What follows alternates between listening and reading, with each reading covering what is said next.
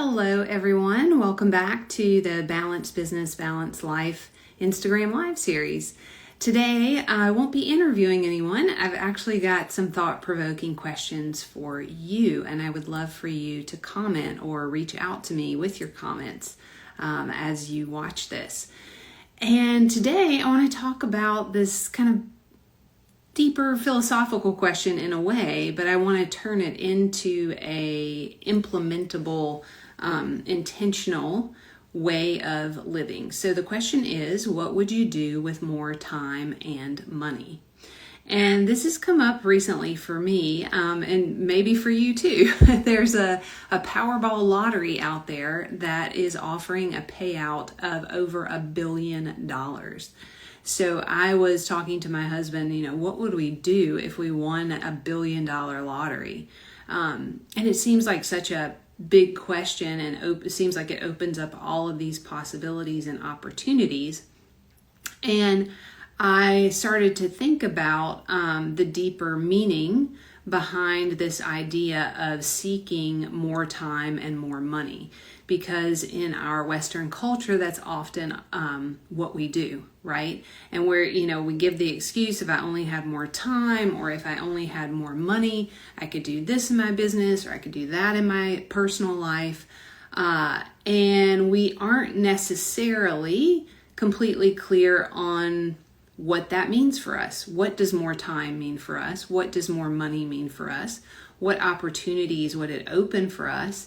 And if we did have more time and more money, what would we really do with it? Are we in the position to know what to do with it? And that kind of came up because I was thinking a lot about the women that I work with in my Balanced Business, Balanced Life Blueprint program, which is a group coaching program for women business owners. And, we get really clear with each client at the very beginning of their start in the program on what their values are.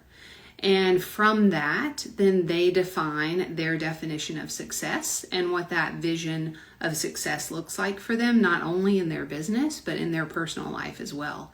And then we build a really intentional system so that they can actually live with the vision of that intentionality day in and day out. And it helps them make decisions. It helps them build teams and better calendars and better productivity and wellness systems, because I believe that both of those go hand in hand.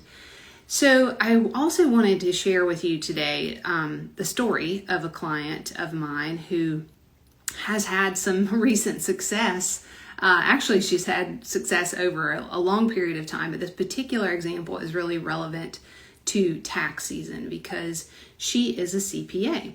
And in the past, tax season has been, overwhelming. There's just a ton to do. People are turning things in late.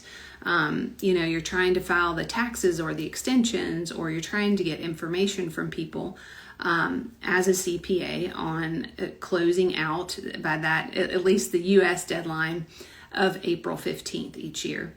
But this year, my client Cheryl is experiencing tax season very differently.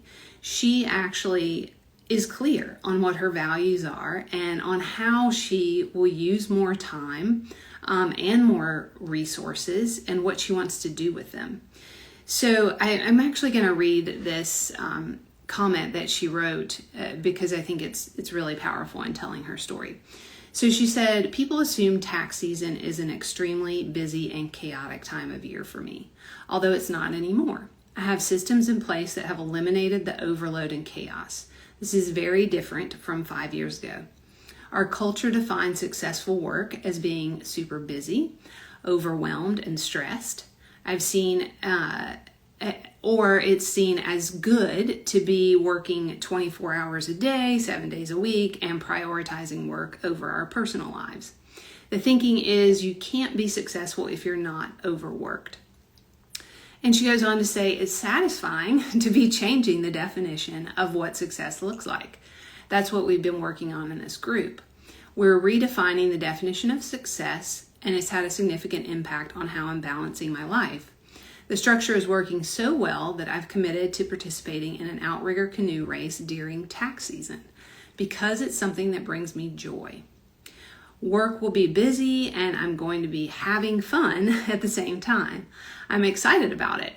Being able to enjoy something I love because I have systems in place to manage the busy season reinforces that the work that we're doing in this program is working. It's making my business and my life much better.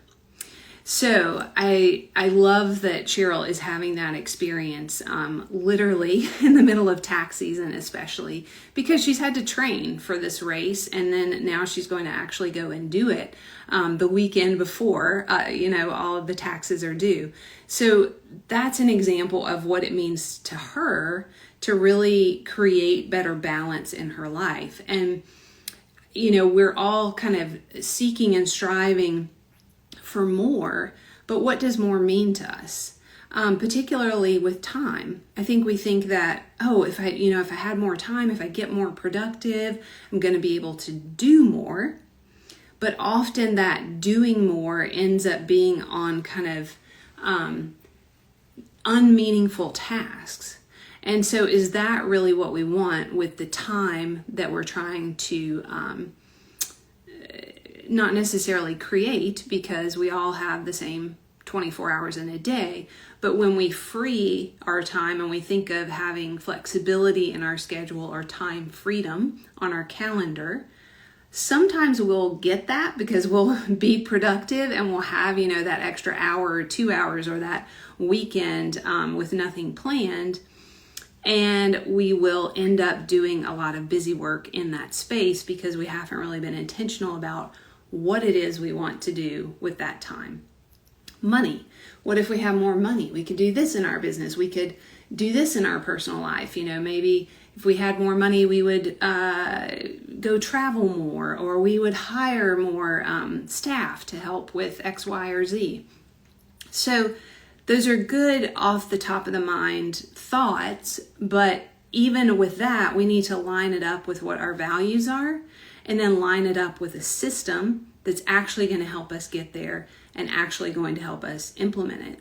So I think that these are thought-provoking questions that we can really go deep on, which is what I'm interested in, is more deep work, meaningful lives, thinking of productivity in a slow pace, in a slow way, so that we're not just rushing from one thing to the other, and we're not constantly seeking just for the sake of seeking. We actually have a conscious plan in place of what we want, why we want it, and what we're going to do with it when we get it. And that, I think, is important for all of us. So I would love for you to kind of think about this yourself and consider what is it that you would do with more time and money, and comment. And then definitely I want to engage and get back with you on this, because it's something I think that it's worth thinking about. It sort of shifts the lens when you go deeper than just that surface level of, it's going to be great and I'm going to spend more time with my family. I'm going to, travel the world, etc. Those are great things that I would love to do. But I have to be really intentional about, where am I going to go? Who's going to go with me? What am I going to see? How am I going to structure all of that? And why is that important and meaningful to me? And how does it allow me to make a more positive impact on the world? So let me know your thoughts on what you would do with more time and money. Thanks so much. Bye-bye.